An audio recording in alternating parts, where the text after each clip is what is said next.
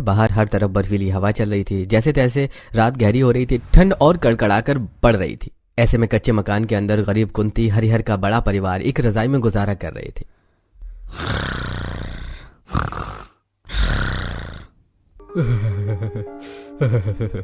हे भगवान, आज तो दबाकर सर्दी हो रही है। अरे रजाई में भी सारा शरीर सिहर रहा है। ठंड से कांपते हुए हरिहर उठकर देखता है कि उसके ऊपर से रजाई हट चुकी है। अरे गजब हाल है, कसम से पता नहीं है लोग किस तरह से रजाई ओढ़ते हैं। हर बार मुझको उघाड़ देते हैं। दिन भर कोलू के बैल की तरह भयंकर सर्दी में खट कर आओ और रात में ढंग से सोने को पूरा बिछोना ओढ़ना भी नहीं मिलता है। थरथराते हुए हरिहर अपनी रजाई अपनी तरफ खींचकर सो जाता है, जिससे अब टूटी खिड़की से अंदर आ रही ठंडी ठंडी हवा कुंती को लगती है, जिससे वो कुड़कुड़ाने लगती है। हे भगवान, इस बुढ़ऊ का धंधा पानी कितना ज्यादा खराब हो गया। जब देखो रात भर रजाई दबाकर सो जाता है। हाँ, खींच लो सारी रजाई, मेरे ओढ़ने को छोड़ना मत जरा भी। अरे भाग्यवान, है तो तुम्हारी तरफ भी रजाई। अरे मैंने सारी थोड़ी ली है। हाँ, जैसे कि रजाई तो तुमने 100 फीट जितनी लंबी चौड़ी भरवा रखी है, तो सब एक रजाई में एक साथ इकट्ठे सब लोग आराम से आ जाएंगे। अरे 5-6 फीट की रजाई है तो सबको ओढ़ने में तो छोटी पड़ेगी ही। अरे भाग्यवान, मैं तुम्हारे आगे हाथ जोड़ता हूँ, मुझे सो लेने दो। जब देखो खाली कलेश करती रहती हो। अरे और लो रजाई भी तुम भी रख लो, मुझको नहीं ओढ़ना, इसी तरह सो जाऊंगा मैं। हरिहर हाथ पैर से कोड़कर बिना रजाई के सो जाता है। तभी झगड़े की आवाज से घर के बाकी सदस्य भी बिस्तर में उठकर बैठ जाते हैं। कुंती भाभी, भाई साहब, क्या हो गया? आप दोनों झगड़ा क्यों कर रहे हैं? शोभा, मुझको झगड़ा करने का शौक थोड़ी चढ़ा है। एक तो वैसे ही मेरी नींद कितनी कच्ची है, जरा सी ठंड से नींद टूट जाती है, ऊपर से मुझे रजाई नहीं मिलती। दादाजी, आप दोनों ने आज फिर से रजाई को लेकर लड़ाई कर ली। सो जाइए, हमको कल सुबह स्कूल भी जाना है। दरअसल कुंती देवी का बड़ा परिवार, जिसमें 3 बेटे बहू, उनके बच्चे शोभा, कुंती, हरिहर और सुरेंद्र को मिलाकर कुल 13 लोग थे। ऐसे में जब रजाई एक और ओढ़ने वाले अनेक हों तो दिक्कत होगी। मजबूरी में सभी एक ही रजाई में गुजारा करने को मजबूर थे। ले मेरा मुन्ना, चुप हो जा। नीलम, शायद से मुन्ना ठंड से रो रहा है, उसे चादर में अच्छे से ढक लो, अभी गोद का बच्चा है वरना सर्दी लग जाएगी। शोभा खिड़की से बाहर के मौसम का हाल देखती है, जहां घनघोर ओस पड़ रही थी।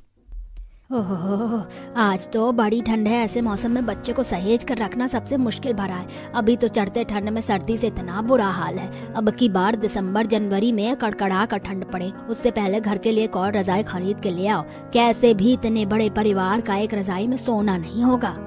माँ, इस वक्त सर्दी के मौसम के चलते काम बहुत ही मंदा चल रहा है। हम तीनों भाई घर का खर्चा भी बड़ी मुश्किल से चला रहे हैं। पिछले 1 हफ्ते से फैक्ट्री में ज्यादा काम भी नहीं निकल रहा है, इसलिए सेठ ने हमारी तनख्वाह भी रोक रखी है। थोड़े दिन और रुक जाइए, जैसे ही हमारे पास थोड़ी ज्यादा पैसे आएंगे तो हम रजाई खरीद कर ले आएंगे। फिलहाल के लिए अब रजाई पर चर्चा खत्म करके आप लोग सब सो जाइए।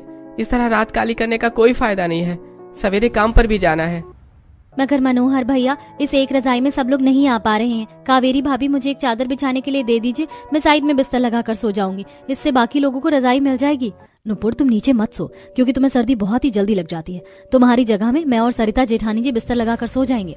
मगर कावेरी बहू, घर में ओढ़ना तो एक ही है, बगैर ओढ़ने के कैसे सो पाओगी? ठंड लग गई तो लेने के देने पड़ेगी। माँ जी, आप चिंता मत कीजिए, हम कोई ना कोई जुगाड़ कर लेंगे। कावेरी बिस्तर देखने लगती है, जहां कोने में एक फटी सी चटाई सहेज कर रखी हुई थी, जिसे उठाकर वो जमीन पर बिछा देती है। कावेरी, इस पतली सी चटाई से काम नहीं चलने वाला, हमें बिछाने के लिए कुछ और बिस्तर की जरूरत लगेगी, क्योंकि बाहर बहुत ज्यादा सर्दी हो रही है। इस सिंगल चटाई पर सोकर हमारी तबीयत भी खराब हो सकती है। जेठानी जी, घर में जितने भी एक्स्ट्रा बिस्तर थे, मैंने सारे बिस्तर हमारे परिवार वालों को सोने में लगा दिए हैं। अब एक सिंगल चादर भी नहीं है। एक तो वैसे ही ओढ़ने के लिए रजाई नहीं है, और अब तो बिस्तर पर बिछाने के लिए कुछ नहीं है। तभी सरिता घर के कोने में रखी जूट की बोरी देखती है, जिससे कि उसे जुगाड़ आता है। ये जूट के बोरे किस दिन काम आएंगे? इसी को चटाई के ऊपर और नीचे वाली सतह पर बिछाकर थोड़ा मोटा बिस्तर कर लेते हैं। ये जूट की बोरी काफी ज्यादा गर्म होती है, तो इसका बिस्तर लगाकर सोने में सर्दी भी नहीं लगेगी। क्या बात है जेठानी जी, मैं तो कभी कभी सोचती हूँ आपके दिमाग में 5G की स्पीड जितनी तेजी में जुगाड़ कहाँ से आ जाता है। हम जैसे मिडिल क्लास बहू को इस तरह के जुगाड़ आ ही जाते हैं। चलो अब जल्दी से बिस्तर करते हैं। बाप रे जेठानी जी, बोरी का बिस्तर 5 मिनट में ही कितनी बुरी तरीके से शरीर काटने लगा। पता चले रात भर इस बोरी बिस्तर पर सोना, सुबह तक हमें भारी पड़ जाए और पूरे शरीर में खाज खुजली मच जाए। देवरानी जी, तुम बिल्कुल सही कह रही हो, मुझे भी थोड़ी थोड़ी खाज मच रही है। ऐसा करते हैं, इसके ऊपर से अपनी साड़ी बिछाकर सो जाते हैं, नरम मुलायम है तो नींद आ जाएगी। दोनों अब डबल करके बिस्तर पर अपनी साड़ी बिछा देती हैं। पहले की तुलना में अब तो बिस्तर कुछ नरम मुलायम सा लग रहा है। ऐसा करो कावेरी, तुम अपनी साड़ी मत बिछाओ, इसे ओढ़ लेंगे। पर जेठानी जी, इस पतली सी साड़ी में ठंड थोड़ी भाग जाएगी। तो ठीक है, फिर जिस तरह हमने इस बोरी से बिस्तर का जुगाड़ लगाया है, रजाई का भी जुगाड़ बिठा लेते। साड़ी के ऊपर 5-6 बोरे साट लेते हैं। व्हाट एन आइडिया जेठानी जी। दोनों साड़ी के ऊपर से कुछ बोरों को साट कर सो जाती हैं, जिससे दोनों को थोड़ी बहुत गर्माहट का एहसास होता है। वैसे ये बोरी की रजाई तो काफी ज्यादा मात्रा में गर्माहट पैदा कर रही है। हाँ, लेकिन ये असली रजाई जितनी गर्माहट नहीं कर सकती। वैसे देखा जाए तो जितना लंबा चौड़ा हमारा ससुराल है, उसके हिसाब से तो ओढ़ने के लिए 20-25 फीट रजाई बनवानी पड़ेगी, तब जाकर बात बनेगी। लेकिन जब हमारे पतियों से एक 5-6 फीट की हल्की रजाई भी नहीं खरीदी जा रही, तो इतनी मोटी भारी रजाई वो कहाँ से भरवा पाएंगे? क्योंकि घर में कमाने वाले कम, खाने वाले ज्यादा हैं। फिर मकान का किराया अलग देना पड़ता है। जब खर्चा ही इतना ज्यादा है तो रजाई कहाँ से लेंगे? चलिए सो जाइए, सुबह खाना पीना भी बनाना होगा। दोनों बहू के अलग बिस्तर लगाकर सोने के बाद भी ससुराल वालों के बीच रजाई की खींचतानी रात भर चलती है। यूं ही ठंड में कुकुड़ते हुए सुबह हो जाती है। अच्छू, अच्छू। देखा, लग गई ना सर्दी। इसीलिए कहती हूँ रात को भी स्वेटर पहन कर ही सोया करो। मैं अभी काढ़ा बना देती हूँ, पी लेना।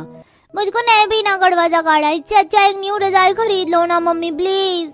नेहा को नई रजाई खरीदने की जिद करते देखकर सरिता हताशा से भर जाती है। नेहा बेटी, तुम तो मेरी समझदार बच्ची हो ना, ऐसे जिद नहीं करते। और वैसे भी हमारे घर में एक रजाई तो पहले से ही सोने के लिए है। पर मम्मी हमको नहीं सोना इस सड़ी सी रजाई में, पता उसमें बहुत ज्यादा सर्दी लगती है। ऊपर से रजाई भी दादा, कभी पापा, कभी चाचा खींचते रहते हैं। हम बच्चों को रजाई भी नहीं मिलती। मोनू बेटा, अभी तुम स्कूल जाओ। रही बात रजाई की, तो मैं तुम्हारे लिए नरम मुलायम रजाई बना दूंगी। सच्ची बच्ची मम्मा, आप मेरे लिए रजाई बनाओगी? मैं अपनी रजाई में अकेले सोऊंगा, किसी को भी अपनी रजाई नहीं दिखाऊंगा। नई रजाई की बात से मोनू खुश होकर स्कूल चला जाता है। तभी कुंती कहती है, सरिता बहू, तू तो अच्छे तरीके से देख रही है अभी घर के कितने बुरे हालात चल रहे हैं। तुझे बच्चे को इस तरीके से नई रजाई दिलवाने का दिलासा नहीं देना चाहिए था।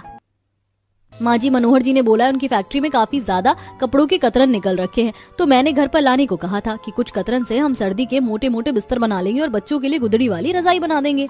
अच्छा अच्छा ठीक है बहू, जैसे गरीबों के नसीब में ये गुदड़ी वाली रजाई में ठंड काटना लिखा है, गरम गरम मुलायम रजाई में सोना तो बस अमीरों के भाग्य में होता है। ऐसा कहते हुए कुंती की बातों में गरीबी, दुख और टूटा मन दिख रहा था। सही कहा भाभी, हम दोनों ने भी सारी जिंदगी दुख और गरीबी ही काटी है, और बेचारी हमारी बहुएं और पोते पोती भी गरीबी देख रहे हैं। सरिता बहू, ये रजाई ले जाकर थोड़ा धूप में डाल दो। सरिता रजाई उठाकर आंगन में लाकर सूखने डाल देती है। तभी रजाई जगह जगह से फटी होने के चलते काफी सारी रुई आंगन में फैल जाती है। बगल में ही नीलम अपने बच्चे को धूप में लेटाकर तेल लगा रही होती है। जेठानी जी, फिर से रजाई कहीं से फट गई है, रुई बाहर निकल रही है। तभी कावेरी रजाई के फटे हिस्से को देखकर गरीबी से कुड़कुड़ करने लगती है। इस बार तो रजाई जरूरत से ज्यादा ही फट गई है। अरे अब तो इस रजाई के चिथड़े हो गए हैं, पता नहीं कब तक इस चादर जितनी पतली रजाई को चलाना पड़ेगा। कावेरी अभी ऐसा कह रही होती है कि तभी सामने के घर में रहने वाली अमीर परिधि अपनी बालकनी में आकर रजाई फैलाने लगती है। रजाई देखने में बहुत ही मखमली, महंगी और नई लग रही थी। लगता है हमारी पड़ोसन ने नई रजाई भरवाई है। डिजाइन भी देखने में कितना सुंदर लग रहा है, और रजाई का अर्ज भी कितना लंबा चौड़ा है, कम से कम 10-15 फीट की है। और एक हमारी रजाई है जो पूरी तरीके से घिस गई है, इसमें तो ठंड भी नहीं रुकती। दोनों अभी पड़ोसन के रजाई को देखकर बातें कर रही होती हैं कि तभी परिधि बड़बड़ाने लगती है। तुम दोनों को सुबह सुबह कोई काम धंधा नहीं है क्या, जो आंखें जमाकर नॉनस्टॉप मेरी नई नई रजाई को घूरे जा रही हो? परिधि बहन, हम तो केवल ऐसे ही बस देख रहे थे। आपकी रजाई का कलर काफी फैंसी और रजाई की लेंथ भी काफी ज्यादा है। क्योंकि मैंने स्पेशली ऑर्डर देकर 15 फीट की लेंथ की रजाई बनवाई है। काफी सॉफ्ट और मुलायम है ये रजाई, प्योर कपास की है। तभी झिझकते हुए सरिता परिधि से पूछती है, वैसे परिधि बहन, ये रजाई बनवाने में कितना खर्चा लगा था? अगर खर्चा थोड़ा कम होगा तो हम भी इस अर्ज की रजाई बनवा लेंगे।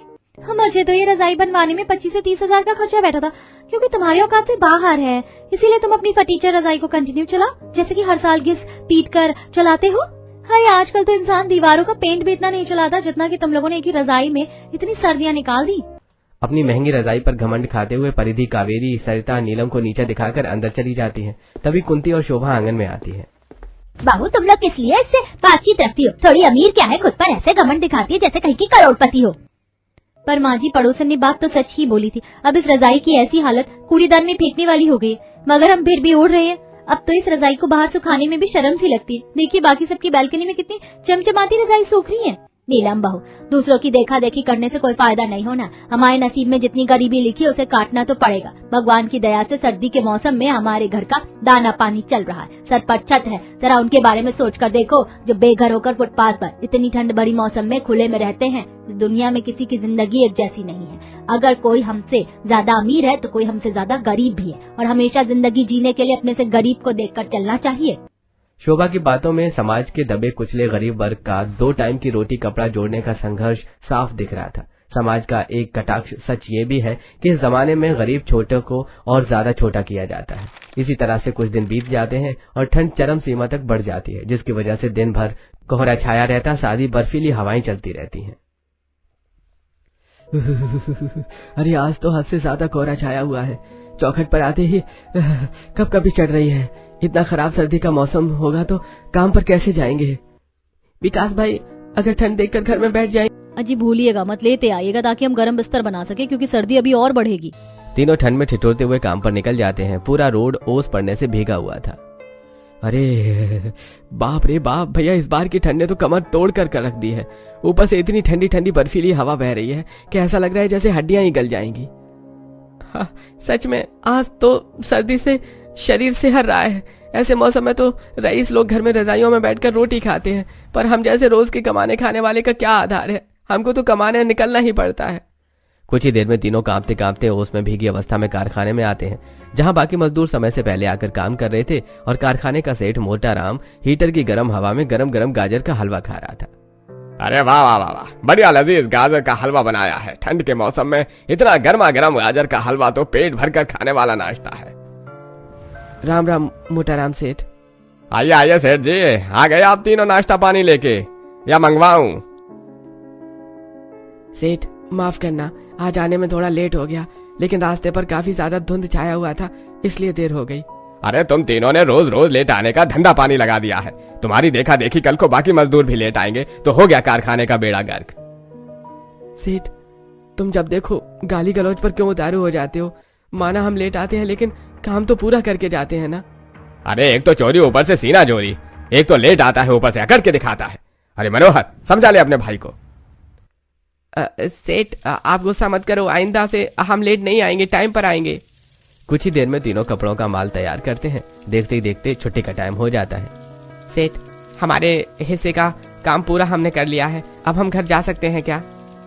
अरे काम तुम तीनों पूरी मेहनत और शिद्दत से करते हो, तुम्हारी इसी चीज से मैं खुश रहता हूँ। बस देर से मत आया करो, मुझे भी तुम्हें बार बार बोलना अच्छा नहीं लगता। हम समझ रहे हैं सेठ जी, वैसे भी जो फैक्ट्री से वेस्ट कपड़े की कतरन निकली है उसे हम घर ले जाएं? हाँ हाँ, अगर तुम्हारे किसी काम आ जाएगी तो ले जाओ, वरना मैं तो आज इसे कूड़े में ही फेंक देता। तीनों सारे कपड़े के नरम कतरन को बड़ी सी बोरी में डालकर अपने साथ घर ले आते हैं, जहां बच्चे रजाई ओढ़ने को लेकर छीनाछानी कर रहे थे। ओए सोनू के बच्चे, पूरी रजाई खुद दबा कर बैठे हुए, चल मुझको भी रजाई दे। नहीं मैं नहीं दूंगा, मैंने पहले ओढ़ी थी रजाई। जैसे रजाई तूने खरीद रखी हो चुपचाप से रजाई मुझको भी दे दे, वरना चाटा लगा दूंगी। तभी छीनाछानी में रजाई बीच से फट जाती है। हे भगवान, कितने शैतान बच्चे हैं, ले बैठे हैं रजाई को। मन तो कर रहा तीनों का गाल लाल कर दो। कुंती को गुस्से में देखकर तीनों बच्चे डर के मारे रजाई छोड़ देते हैं। दादी, सोनू के बच्चे ने रजाई को फाड़ा तब से छीन रहा था, कितनी झूठी और दम खुशबू दी। तो घर का खर्चा कैसे चलेगा? थोड़ी दूर ही जाना है, चल लेते हैं। भैया कम से कम स्वेटर तो पहन कर जाइए आप तीनों। बहन स्वेटर भी तो पहनने लायक नहीं बचा, इतने सारे छेद हो गए हैं कि ठंडी हवा लगती है। बेटा मैं तो कहती हूँ थोड़ा कोहरा कट जाने दो, तब आराम से जाना। अगर ठंड लग गई तो मुसीबत हो जाएगी। बेटा तेरी माँ सही कह रही है, थोड़ी देर रजाई में आकर बैठ जाओ, तब तक के लिए मौसम खुल जाएगा। तब तक बहू रोटी पानी बना लेगी तो गरम गरम खाकर चले जाना। हरिहर के बोलने पर तीनों रजाई में बैठ जाते हैं, मगर रजाई ओढ़ ओढ़ कर चादर जितनी पतली हो चुकी थी। ये रजाई भी बस नाम की रह गई है, ठंड तो इसमें भागती ही नहीं है। मगर बेटा इस ठंड में थोड़ा तो सोने का सहारा देता ही है। सर्दी की वजह से मुझको भी खेत की कटाई का काम नहीं मिल रहा, वरना थोड़े पैसे बन जाते तो एक कंबल खरीद कर ले आता। रजाई भरवाना तो बस में नहीं, रुई का दाम इतना ज्यादा बढ़ गया है कि हम जैसे 2 टाइम की रोटी कमाने खाने वाले के लिए तो रजाई खरीदना ख्वाब ही बन गई है। जब 9 मन तेल ही नहीं होगा तो राधा कहाँ से नाचेगी? तुम भी तो एक ही काम पर अटक कर रह गए हो, जैसे कि दुनिया में खेत की कटाई के अलावा और कोई दूसरा काम काज नहीं है। कुंती, तुम जब देखो मुझ पर ही राशन पानी लेकर क्यों शुरू हो जाती हो, जबकि तुमको पता है कि मेरा पथरी का ऑपरेशन हो रखा है। ज्यादा भार उठाना मना है, वरना सुरेंद्र के साथ बेलदारी के काम पर जाता तो कहीं से भी 100-200 रुपए लेकर आता। खाली सोचने से नहीं होता, करने से होता है। इतने मर्द होने के बावजूद एक नई रजाई खरीदने के लिए भी सोचना पड़ रहा है। गरीबी जो मुंह बाय खड़ी है। एक बार फिर से रजाई को लेकर कुंती हरिहर में झगड़ा चालू हो जाता है, जिसे सुनकर चूल्हा लगाकर साइड में खाना बना रही बहू आपस में बातचीत करने लगती हैं। सच में 2-4 दिनों से मौसम कुछ ज्यादा ही चेंज हो गया। किसी तरह हल्की फुल्की सर्दी में तो इस पतली रजाई में उड़कर काम चल जाता था, लेकिन कल से कितनी ज्यादा कड़कड़ा कर सर्दी पड़ रही है। रात तो मेरी ठंड में कांपते कांपते ही निकल गई। मुझे तो रजाई जरा सी भी नहीं मिली थी। देवरानी जी, हम लोग इस रजाई को कितने सालों से ओढ़ते आ रहे हैं, इसीलिए रजाई पुरानी होकर सिकुड़ कर सिंगल चादर जितनी छोटी हो गई है। ऊपर से बेचारे हमारे पतियों की भी इतनी आमदनी भी नहीं है कि वो घर का खर्च के बाद रजाई ले आए। हम तीनों को ही जुगाड़ लगाना पड़ेगा। अरे खाना पीना बन गया तो जल्दी से दे दो, हमें कारखाना जाने को देर हो रही है। जी जी, बस अभी लाई। नीलम फटाफट से गर्मा गर्म चूल्हे की रोटी तरकारी परोस कर देती है। वैसे ठंड के मौसम में तो गर्मा गर्म खाना ही सही होता है, वरना थोड़ी देर के लिए बनाकर रख दो तो बर्फ जितना ठंडा हो जाता है कि गले से निकला भी नहीं जाता। ओढ़ने के लिए नरम गरम रजाई ना सही, गरम गरम रोटी तो खाने को नसीब ही हो गई। इसी से थोड़ी बहुत शरीर में गर्माहट आ गई। काम पर जाया जा सकता है। तीनों खाना खाकर जैसे ही काम पर जाने लगते हैं तो सरिता मनोहर को बोलती है, अजी आपने कहा था कारखाने से कपड़े के कतरन लेकर नहीं आए। अरे काम के चक्कर में रोज लाना भूल ही जाता हूँ, आज आते टाइम याद से लेते आऊंगा। तुम भी रजाई खींच रही थी? चुप कर एकदम। मैं देख रही हूँ आजकल तेरी बदमाशी बहुत ज्यादा बढ़ गई है। एक रजाई थी उसको भी फाड़ दिया। दादी कान पकड़ कर सो रही है, लेकिन मैं जानबूझकर रजाई नहीं फाड़ी। माँ इसमें सोनू की गलती नहीं है, यह रजाई बिल्कुल अंदर से सड़ गई है, इसलिए बच्चों को जरा से खींचने पर भी फट गई। माँ जी आप परेशान मत होइए, आज ये लोग कपड़ों की कतरन लेकर आए हैं ना, आज की रात कैसे भी काट लेंगे, कल किसी तरह हम नई रजाई बिठा देंगे। उस दिन मजबूरी में पूरा गरीब ससुराल सर्दी में बोरी ओढ़कर सोता है, जिसे सुबह तक सबके शरीर में खुजली होने लगती है। मम्मी शरीर में बहुत तेज खुजली बज रही है। खुजली की वजह से बच्चों के शरीर से खून निकलता देख कावेरी की आंखों में आंसू आ जाते हैं। लगता है रात को बोरी ओढ़कर सोने से ही बच्चों को खुजली लग गई है। बच्चों की स्किन नाजुक होती है, जल्दी से खाना पीना बनाकर हम रजाई बनाना शुरू कर देंगे। धूप भी हल्की खिल रही है तो आंगन में रजाई बिठाएंगे। घर के अंदर तो जगह कम है तो रजाई ज्यादा फिट की नहीं बन पाएगी। कुछ ही देर में खाना पीना बनाने के बाद तीनों फटी रजाई को बाहर लाती हैं और उसके अंदर से रुई को निकालकर उसे थापी से धुनने लगती हैं। ये देखकर पड़ोसन गायत्री शारदा आती है तो, अरे अरे तुम तीनों पुरानी रुई को क्यों धुन रही हो? रजाई बनाने का काम शुरू कर दिया है क्या घर बैठे बैठे? नहीं नहीं आंटी, वो हमारी रजाई फट गई है तो बस उसी की रुई से दोबारा से दूसरी रजाई तैयार कर रहे हैं। मगर ये रुई तो एकदम खराब और चिपक गई है तो इसकी रजाई बढ़िया थोड़ी बैठेगी। आंटी जी, पुरानी रुई को भी धुन कर उससे हल्के फाहे का बनाया जा सकता है। अच्छा जी, ये बात तो मुझे पता ही नहीं थी। वैसे मैंने कुछ चादर और ठंड के कपड़े निकाल कर रखे हैं, तुम्हें चाहिए हो तो ले लेना। आंटी जी, अगर चादर आप हमें अभी दे देती तो हम सोच रहे थे थोड़ी ज्यादा फिट की लंबी रजाई बना लेते। हाँ हाँ सरिता बहू, क्यों नहीं, चलो अभी चल कर ले आओ। सरिता शारदा के साथ उसके घर जाती है, जहां वो अपने मैट साइज गद्दे के डबल बेड से ज्यादा लंबे चौड़े साइज की सारी चादर कपड़े भी देती है, जिसे लेकर सरिता घर आती है। पड़ोसन गायत्री भी कहती है, वैसे मैंने भी कुछ पुरानी रजाई ऐसे ही तय करके रखी है जो कि मैं ओढ़ने में इस्तेमाल नहीं करती, तो अगर चाहिए हो तो ले आना। हाँ हाँ क्यों नहीं आंटी, अब दे दीजिएगा, उसकी रुई से हमारा काम बन जाएगा। वैसे तो कुंती का परिवार बहुत ही गरीब था, लेकिन पड़ोसियों के साथ उनका स्वभाव काफी ज्यादा अच्छा था, इसलिए पड़ोसी जहां तक हो सके उनकी मदद किया करते थे। अब तीनों बहुएं चादर को जोड़ जोड़ कर उसे सिलना शुरू करती हैं।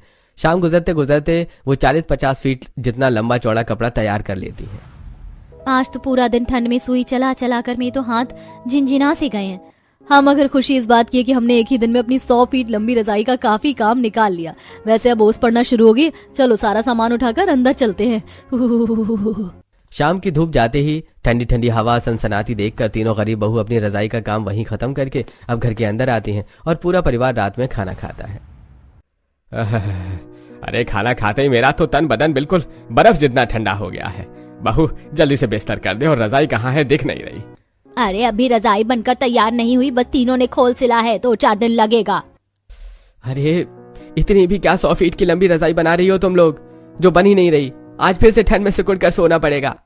कुछ ही देर में बहुएं बिस्तर कर देती हैं और पूरा परिवार उसे 50 फीट लंबे चादर को ही लपेट कर सो जाता है, जिसे आज पूरा परिवार आराम से उस चादर में सो जाता है। किसी का भी शरीर खुलता नहीं है। अगले दिन सर्दी की वजह से धूप नहीं निकलती, तो तीनों बहू को अब आंगन में कहर बरसाती ठंड में ही रजाई का बाकी का काम बढ़ाना पड़ता है। शुक्र है हमारा 100 फीट लंबा चौड़ा कवर तो तैयार हो गया, बस इसके अंदर रुई भरनी है। हमारे पास ज्यादा रुई नहीं है, रुई कम रहेगी। फिलहाल के लिए जितनी रुई है उसे भरकर देखते हैं। तीनों थरथराते हुए रजाई के खोल के अंदर रुई डालना शुरू करती हैं, मगर वो आधी रहती है। इतनी सी रुई तो हमारी आधी रजाई भी नहीं भर पाई। रजाई अगर पतली बनेगी तो ज्यादा गर्माहट नहीं करेगा, हमें भारी रजाई बनाने के लिए कुछ जुगाड़ करना पड़ेगा। तभी तीनों एक दरी वाले को जाते देखती हैं, जिसके पास काफी सारे ऊनी कपड़े होते हैं। दरी बनवा लो, दरी, कपड़े और चादर की दरी बनवा लो। इस दरी वाले के पास कितने ऊनी कपड़े हैं, इससे हमारा काम बन सकता है। अरे ओ दरी वाले भैया, रुकना जरा। हाँ बहन जी, बोलो, दरी बनवानी है? भैया हमें दरी नहीं बनवानी, बल्कि ऊनी कपड़े चाहिए। कैसे रुपए किलो बेचोगे? अरे बहन जी, आपको चाहिए तो फ्री में रख लो, ऐसे ऊनी कपड़ों का तो मेरे पास भंडार है। अब तीनों ऊनी कपड़े ले लेती हैं और अब उसे ऊन वाले स्वेटर शॉल के ऊन उधेड़ कर रजाई में डालती हैं, जिससे रजाई कुछ स्तर तक और भरती है। अभी हमें कुछ और मुलायम कपड़े कतरन चाहिए होगा, तभी हमारी 100 फीट की लंबी रजाई मोटी नरम नरम बनेगी। मुझे याद आया, जब हम जंगल में लकड़ी बीनने जाते थे तो वहाँ पर कपास की तरह का ही एक वन पौधा होता है, उससे काम बन जाएगा। सरता की जुगाड़ पर दोनों भी सहमत होती हैं। अगले दिन ठंड में अब तीनों जंगल आती हैं, जहां आधे से ज्यादा जंगल का भाग उस कपास जैसे दिखने वाले बनवारी से भरा हुआ था, जिसे तोड़कर वो घर लाती हैं। जिसके बाद वो अब रजाई को पूरी तरीके से भरकर उसे पर मोटे मोटे धागे चलाकर बहुत ही बढ़िया सुंदर 100 फीट की लंबी रजाई तैयार करती हैं, जिससे पूरा परिवार रात में गर्माई में सोता है। आहा, आज ये 100 फीट की लंबी रजाई तो खुलने से ही पूरे घर में गर्माहट सी भर गई। आज नींद बढ़िया बढ़िया पड़ेगी। अब तो मैं भी आराम से काफी रजाई अपने नीचे दबाकर सोती हूँ। आखिर ये रजाई 100 फीट की लंबी जो है। आखिर में पूरा ससुराल 100 फीट लंबी रजाई में ही बैठ